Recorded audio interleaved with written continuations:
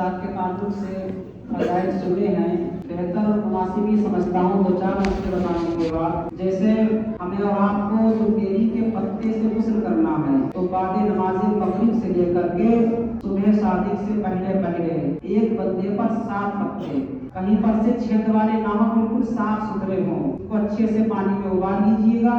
और अगर साबुत ना डालें तो पीस का ही बेहतर है। एक बंदे पर 7 पत्ते, अब से लेकर बाद नमाज मगरिब से लेकर सुबह शादी से पहले पहले आप हजरत गुस्ल कर सकते हैं। और उन तक भी मैं ये मसला पहुंचा रहा हूँ, जिस तरह आज की तारीख में बाज़ औरतें उन वजह से नापाक होगी, तो उनको चाहिए शब बेदारी करें, यानी रात में जागें।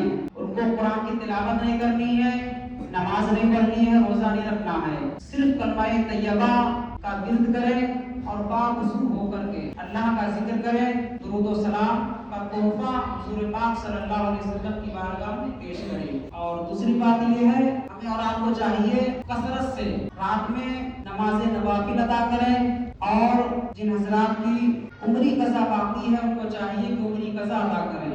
जिस तरह से तरतीब बार पहले 2 रकात आप हजरात फजर की पढ़ेंगे, फिर 4 रकात ज़ोहर की, फिर 4 रकात असर की, फिर 3 रकात मगरिब की, फिर 4 रकात इशा की, फिर 3 रकात वितर आप हजरात को कज़ा की पढ़ना है। इस तरीके से कुरान की तिलावत कीजिए, कसरत से दुरूद और सलाम का तोहफा पेश कीजिए, और इसके अलावा कसरत से नमाज नफिल अदा कीजिए। कसरत से नमाज नफिल अदा करने के बाद आप हजरात 100 मरतबा दुरूद पाक पढ़ेंगे सल्लल्लाहु ताला अलैहि वसल्लम, फिर 100 बार कलमा तैयबा पढ़ेंगे, ला इलाहा इल्लल्लाह मुहम्मदुर रसूलुल्लाह सल्लल्लाहु ताला अलैहि वसल्लम, फिर 100 मरतबा ला हौला वला कुव्वता इल्ला बिल्लाहिल अलिय्यिल अज़ीम, फिर 100 बार अस्तगफिरुल्लाह रब्बी मिन कुल्ली ज़ंबि व अतूबु इलैहि। इसका असर ये होगा कि आप हजरात ये चारों चीजें 100 मरतबा जब पढ़ेंगे, कसरत से नमाज नफिल पढ़ने के बाद जब चारों चीजें पढ़ेंगे, तो अल्लाह तबारका व तआला की बारगाह में आप हजरात जो भी सच्चे और नेक दिल से दुआ मांगेंगे, इंशाअल्लाह मुझे अकीदा है कि वो आपकी दुआ कबूल होगी। इंशाअल्लाह आपकी दुआ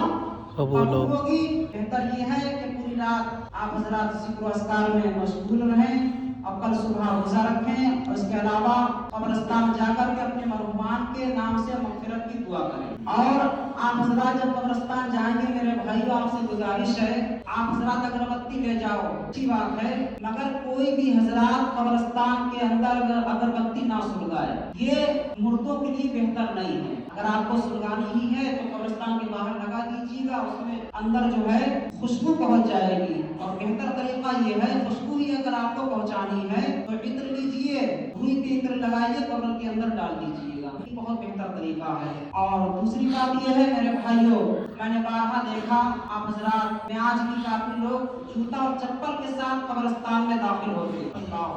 हमारे आका दो आलम के मालिक व मुख्तार जनाब मोहम्मद रसूलुल्लाह सल्लल्लाहु अलैहि वसल्लम ने इरशाद फरमाया, हदीस पाक आला हज़रत सरकार ने अपनी किताब में नकल की है। आका क्या फरमाते हैं, मैं मोमिन की कब्र के ऊपर मुझे अपना पैर रखना गवारा नहीं है।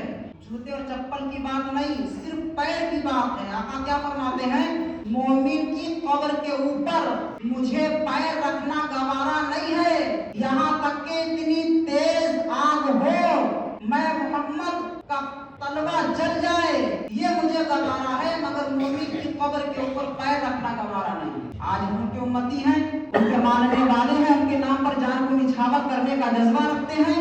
अफसोस अफसोस, आज हम और आप अपने वालिदा की कब्रों पर जाते हैं जूते और चप्पल के साथ। मेरे भाइयों, इसे गुरेज कीजिए और आज ही रात में सच्चे दिल से तौबा कीजिए, मौला अब तक गए, अब तू आज से हमें माफ फरमा, आज के बाद हम नहीं जाएंगे। और आने वाले में अपनी नस्लों को भी ये तरबियत दे देंगे, ये बता देंगे कब्रिस्तान में जाते वक्त जूता और चप्पल बाहर उतारना है। और हमने यहाँ तक पढ़ा है, जब हम और आप अपने मरहूमीन की कब्र पर जाते हैं, जब सिरहाने से दाखिल होते हैं, यहाँ तक हमने पढ़ा है मेरे भाइयों, हमारे माँ बाप जब हमारी पैरों की आहट सुनते हैं तो वो अपनी गर्दन को घुमा करके देखते हैं। जब गर्दन को घुमा करके देखते हैं उनको बड़ी तकलीफ होती है। और करो, जो मुर्दा गर्दन घुमाने पर जिसको तकलीफ होती हो और उसकी कब्र के ऊपर अगर आप माँ पैर, माँ जूता पैर रखेंगे तो उसको कितनी बड़ी तकलीफ होगी, इसका अंदाजा आप हजरात लगा सकते हैं। ज्यादा टाइम ना लेते हुए, वक्त की किल्लत दामनगीर है, आप हजरात 6 रकात नमाज नफिल इस अंदाज में पढ़ेंगे। पहले 2 रकात आप हजरात नियत बांधेंगे, नियत की मैंने 2 रकात नमाज नफिल वास्ते अल्लाह ताला के, मुंह मेरा काबा शरीफ की तरफ, अल्लाह अकबर। दिल में आपके ये दिलो दिमाग में, इस जहन में आपका ख्याल रहेगा कि मैं जो 2 रकात नमाज नफिल पढ़ रहा हूँ, अल्लाह पाक हमारी उम्र में, हमारे रिस्क में बरकत अता फरमा, हमारी उम्र में हमारे रिस्क में बरकत अता फरमा। उसके बाद आप हजरात नियत बांध लेंगे, बांधने के बाद सना पढ़ेंगे, एक बार अलहम्द शरीफ पढ़ेंगे, अलहम्द शरीफ पढ़ने के बाद 3 मरतबा कुल हुवल्लाह शरीफ पढ़ेंगे। 3 मरतबा कुल हुवल्लाह शरीफ पढ़ने के बाद रुकू और सजदा से फारिग होकर के फिर खड़े हो जाएंगे, फिर 1 मरतबा अलहम्द शरीफ पढ़ेंगे, 3 मरतबा कुल हुवल्लाह शरीफ पढ़ेंगे। पढ़ने के बाद रुकू सजदा करेंगे, सलाम फेर देंगे, सलाम फेरने के बाद आप हजरात बैठ जाएंगे, खामोशी के साथ बैठ जाएंगे। हम 1 मरतबा यासीन शरीफ पढ़ेंगे, 1 मरतबा दुआए निस्फ शाबान मुअज़्ज़म पढ़ कर के आपको सुनाएंगे। मुकम्मल होने के बाद फिर आप हजरात इसी तरीके से नियत बांधेंगे। आपके दिल और दिमाग में ये सोच होनी है कि मौला हमें तमाम आफतों बला से महफूज रख। दोबारा आप नियत बांधेंगे 2 रकात नमाज नफिल की, मौला हमें तमाम आफत और बला से महफूज रख। इसी तरीके से आप फिर 2 रकात नमाज नफिल अदा करेंगे। करने के बाद फिर हम 1 मरतबा यासीन शरीफ पढ़ के आपको सुनाएंगे, 1 मरतबा दुआए निस्फ शाबान मुअज़्ज़म पढ़ के आपको सुनाएंगे। आप फिर खामोश बैठ जाएंगे, सारे लोग जब पढ़ लेंगे, उसके बाद फिर जब तीसरी मरतबा आप हजरात नियत बांधेंगे तो आपके दिल में यह ख्याल होना चाहिए, दिलो दिमाग में आपकी यह ख्याल होना चाहिए, मौला तो हम 2 रकात नमाज नफिल पढ़ रहे हैं, तो हमें अपना मोहताज रख, किसी दुनियादार का मोहताज ना रख। पहली मरतबा जब आप नियत बांधेंगे, दिल में यह ख्याल होगा, दिलो दिमाग में, मौला हमारे रिस्क में, हमारी उम्र में बरकत अता फरमा। दूसरी मरतबा मौला हमें तमाम आफत और बला से महफूज रख। तीसरी मरतबा मौला तो हमें अपना मोहताज रख, किसी दुनियादार का मोहताज ना रख।